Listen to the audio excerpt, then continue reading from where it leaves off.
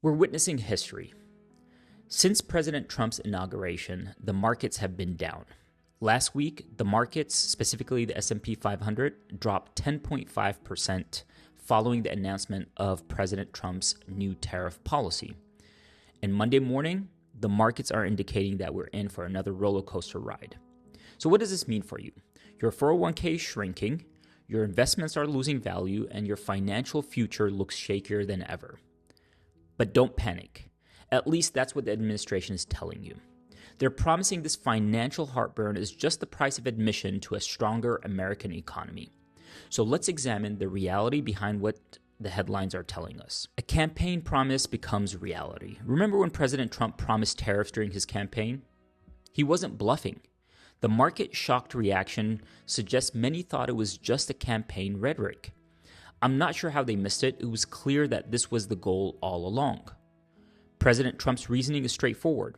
If we are importing more than we are exporting, then we must be losing. But does trade really work this way? Let's look into the economics of trade deficits. First of all, a trade deficit simply means we buy more from a country than they buy from us. President Trump believes America should always sell more than it buys, viewing any imbalance as a quote-unquote raw deal. Here's the reality. In 2022, America had many trade surpluses with countries like the Netherlands, Hong Kong, Singapore, and the United Arab Emirates, and many more. Trade isn't a zero-sum game, requiring perfect balance with each country. To give you a better example, consider your personal economics. Most of us have permanent trade deficit with a grocery store. We give them money, they give us food. They never buy anything from us. Should we be outraged? Of course not. Meanwhile, we typically have a trade surplus with our employer, for instance. They buy from us our labor, and we don't buy anything from them. Imagine insisting on fair trade with your local supermarket. You'd need to start growing your own food while somehow getting them to hire you. Both sides would lose in this scenario. The administration envisions a world where American manufactures more domestically.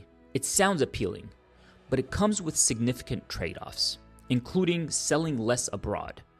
Currently, America dominates global services: education, healthcare, law, accounting, entertainment.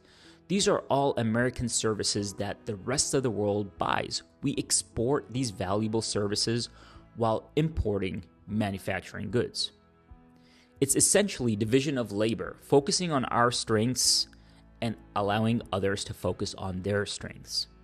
A balanced trade budget sounds fair until you realize it means scaling back what we excel at while competing in areas where others have natural advantages. This brings us to the economics of comparative advantage. Economics 101 teaches us that comparative advantage means focusing on what you do best. When countries specialize in trade, everyone benefits through efficiency. I write newsletters. My mechanic fixes cars. We trade services rather than each trying to do everything poorly. I get a well-functioning car. The mechanic gets the best economic newsletter. In a world of balanced trade, expect higher prices and fewer choices. Why? Because we'll force production of goods that are more expensive to make here than to import. There's another view that we need to talk about. Tariffs as a strategic leverage. Many analysts view President Trump's tariff policy not as an end goal, but as a leverage in high-stake global negotiations. A game of chess is being played.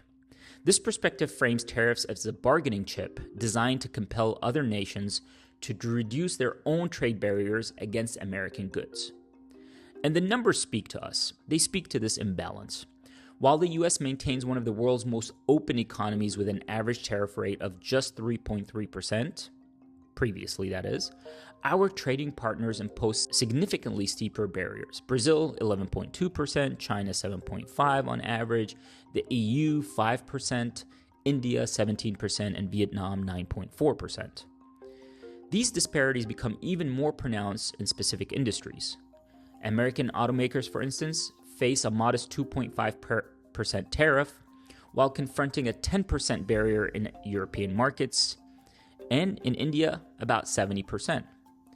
U.S. farmers watch their apples enter domestic market duty-free while facing punishing tariffs abroad, 60.3% in Turkey, 50% in India. So this is where the administration's message is clear. We will use tariffs to equalize tariffs with others. You want lower tariffs? Reduce your tariffs. And if this is the process, then negotiation will help reduce tariff barriers. How can this backfire? Using tariffs as a bargaining chip might seem shrewd, but history shows this strategy can backfire dramatically. What can happen? The most immediate risk is triggering a devastating cycle of escalating retaliation. We're actually seeing this play out with China, which has announced sweeping 34% tariffs on all U.S. goods starting April 10th, in direct response to President Trump's measures. The other thing that we could be facing is a market collapse, which then will undermine the leverage. We're seeing a dramatic stock market sell-off, and it has directly weakened America's negotiation position. The markets continued their free fall Friday, with the Dow shedding 2,000 points and the Nasdaq entering bear market territory, down more than 20% from its December high. This financial turmoil creates immense pressure on the administration to retreat before achieving meaningful concessions.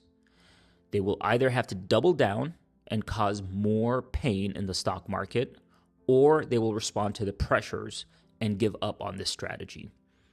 Both outcomes are unpleasant for the average American. Let's talk about foreign leaders. Foreign leaders often find it politically advantageous to stand firm against tariff pressures.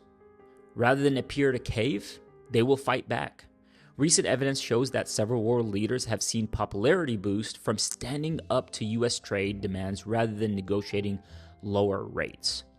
The strategy assumes American businesses and consumers can withstand economic pain longer than foreign countries. However, recent analysis shows President Trump's tariff will cost American families, through price increases, equivalent to $3,800 per household per year. This domestic pressure can erode political support before the strategy achieves the intended goals. Perhaps the most damaging is evidence that the tariffs fail at their primary goal. A January 2024 study found that during the last tariff of 2018 and 2019, those had neither a sizable nor significant effect on U.S. employment in regions where newly protected sectors existed, while foreign retaliation had clear negative employment impacts. So these tariffs do not lead to more domestic production. This is especially the case in manufacturing, where building factories will take such a long period of time and is not a short-term response. So now we understand why the markets are panicking. Investors are sweating. Markets recognize that a world of quote-unquote balanced trade isn't an economic paradise. It's a more expensive world with fewer options. And tariffs, as a negotiation tactic, face significant obstacles to success. So what's a more strategic approach? Why not double down on America's strength? Education, research and development, finance, entertainment, while finding innovative ways to improve efficiency in other sectors. Instead, the current strategy seems to involve investing less in our winning industries and more in areas where we lack natural advantages. It's like benching your star quarterback to give everyone equal playing time. Noble, perhaps, but probably not the way to win the game. What do you think? In the short term, is the short-term market pain worth the promised long-term gain? I'd love to hear your thoughts.